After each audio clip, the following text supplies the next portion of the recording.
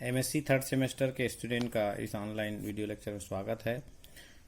Last time हमने देखा था हैमिल्टन ऑर्डिनरी डिफरेंशियल इक्वेशन। आगे का टॉपिक है Legendre transform of L, Lagrangian function का लीजेंडर ट्रांसफॉर्म। देखिए, the Legendre transform of L is denoted by L star. Legendre transform of L is denoted by L star and defined by L star equal to supremum of Q belongs to R raise to the power n and PQ minus LQ। इस प्रकार से हम इसको denote कर सकते हैं। तो PQ minus L generally H के रूप में हैमिल्टन फंक्शन होता है, तो that means Hamilton function is must be equal to Legendre transform, है ना। तो ये जहाँ P belongs to R raise to the power n है, ये एक फार्मूला है जो लीजेंडर ट्रांसफॉर्म को शो करता है। इनकी दो प्रॉपर्टीज है, properties of Legendre transform. First है the mapping Q to LQ is convex.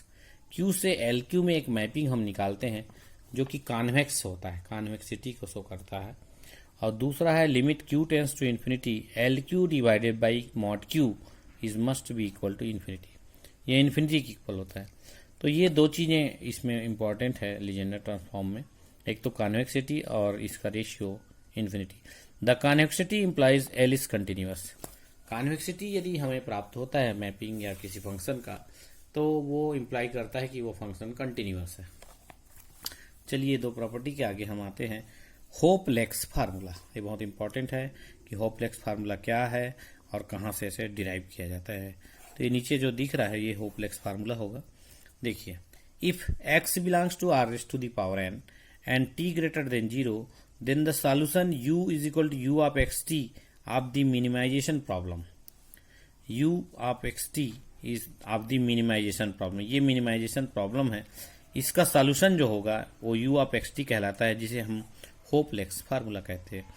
u of xt is equal to infimum of 0 to t l of w dot s ds, ये integral है यहाँ तक का, 0 to t l of w dot s ds plus gy such that w of 0 is equal to y and w of t equal to x। ये condition है। Lower limit पे y दिखाता है, अपर लिमिट पे ये x होता है w।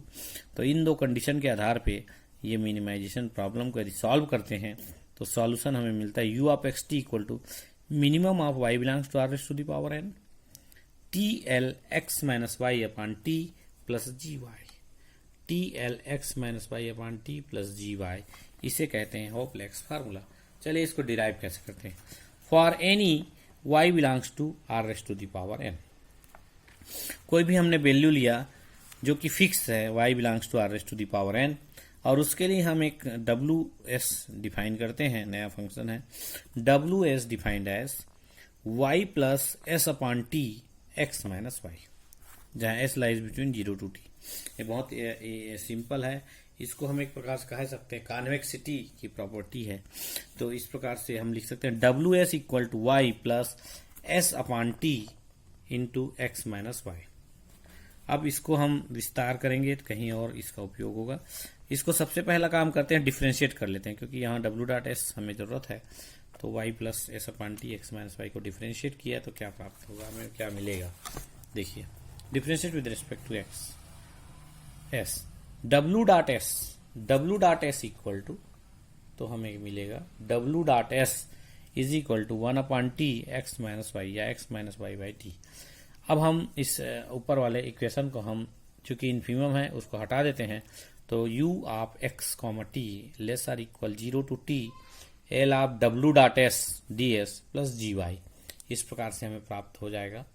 तो इसको हम आगे देखते हैं किस रूप में दिखेगा। w डॉट एस की वैल्यू यहाँ से सब्स्टिट्यूट किया, put the value of w dot s l of x minus Y upon t d s plus ji Y, ये आ गया। अब इसको हम इंटीग्रेट, एल चूंकि यहाँ पे अंदर आ गया है, एल के अंदर, और D s is the independent of S, तो हम इंटीग्रेट करेंगे, एस आएगा, लिमिट लेंगे तो 0 टू टी पर टी आ जाएगा, तो t l of x minus y divided by t plus ji y. इस प्रकार से u of x t is less or equal t times l of x minus y divided by t plus ji y. इसको infimum के रूप में भी लिख सकते हैं, इसे हम इक्वेशन 2 नाम देते हैं। u of x y less or equal infimum of y belongs to R raise to the power n T L x minus y divided by t plus y g y, इसको हम equation 2 लिखते हैं। Equation 1 हमने ऊपर माना है, क्योंकि equation 1 हमारा ये WS वाला था, इसलिए इक्वेशन 2 हमारा ये है। अब इक्वेशन 2 के आगे हम देखते हैं, यदि हम इसको लेस आर इक्वल लिखे, u of x y less or equal लिखे हैं, तो निश्चित है u of x y greater or equal जरूर होगा, और दोनों को इक्वेट करने से इक्वल आ जाएगा। चलिए सेकंड पार्ट में देखें। By Jensen inequality we have, Jensen inequality हमारा है ये, जो कि एनालिसिस या फंक्शनल एनालिसिस में कहीं पर मिलेगा। इसके अनुसार से एल ऑफ दिस, इस पूरे पोर्शन का एल लेते हैं, L of 1/t 0 to t w dot S D s is less or equal 1/t बाहर कर दिए, 1/t इंटीग्रल बाहर कर दिए 0 to t L of w dot S D S से लेस आर इक्वल होता है। मतलब ये है कि ये जो क्वांटिटी है इसका हम एल लिए, लैग्रांजियन लिए, तो ये 1/t इंटीग्रल सब बाहर आ जाएगा, w dot S D S बचेगा। तो इस प्रकार से हम लेफ्ट हैंड साइड को हम सॉल्व कर सकते हैं, क्योंकि हमारे पास है 1/t है और w डॉट एस का वैल्यू है x minus Y upon t, और इंटीग्रेट करेंगे तो t आता है, t से t कैंसिल हो गया, right hand as it is रहने दीजिए। 1/t 0 to t L of w dot S D S. अब t कैंसिल होता है तो बचेगा क्या, L of x minus Y upon T less or equal 1/t 0 to t L of w dot S D S. Hopf Lax, ये आपका होपलेक्स formula कहलाएगा। होपलेक्स formula हम प्रूव कर रहे हैं आगे।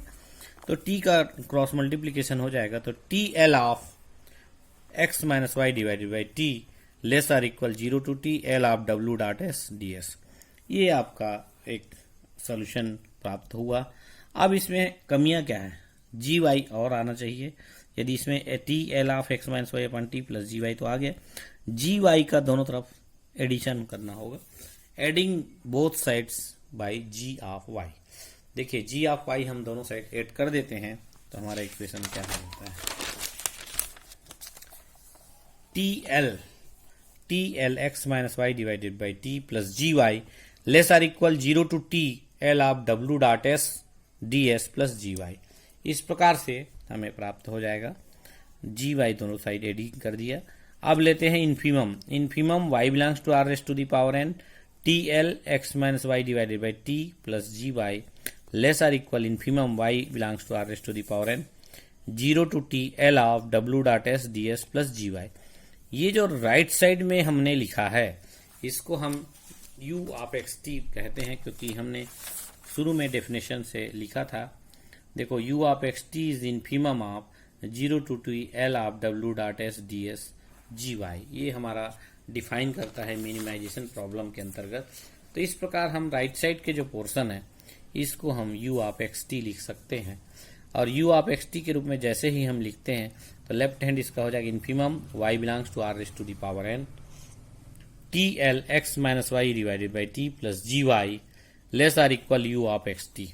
अब इस इक्वेशन को देखें तो इसको इक्वेशन नंबर 3 लिखे हैं, और इसके पहले हम इक्वेशन 2 लिखे हैं, उसमें जस्ट अपोजिट है। u less or equal x less or equal u of x y less or equal infimum of y belongs to are raise to the power n T L x minus y divided by t plus ji y. Just एक दूसरे का opposite होने के कारण दोनों equal हो जाएगा। Equation 2 और 3 में a less or equal b और b लेस इक्वल a, तो a इक्वल टू b होता है, हम जानते हैं। सेट में हो, चाहे यूनियन में, चाहे इंटरसेक्शन में, चाहे आपका सबसेट में, a subset b subset a, तो a इक्वल टू b हो जाता है। इसी प्रकार से ये दोनों पोर्शन को देखने से पता चलेगा कि u of x T equal to infimum y belongs to are raise to the power n T L x minus Y upon T plus ji Y. ये आपका प्रूफ होता है। इसे कहते हैं which is known as Hopf Lax formula. ये बहुत उपयोगी है। आगे के प्रॉब्लम में हम इक्वेशन लेंगे, हैमिल्टन जैकोबी इक्वेशन, जिसका सॉल्यूशन ही होपलेक्स फार्मूला। आज के क्लास में इतना ही बताना चाहूंगा। Thank you.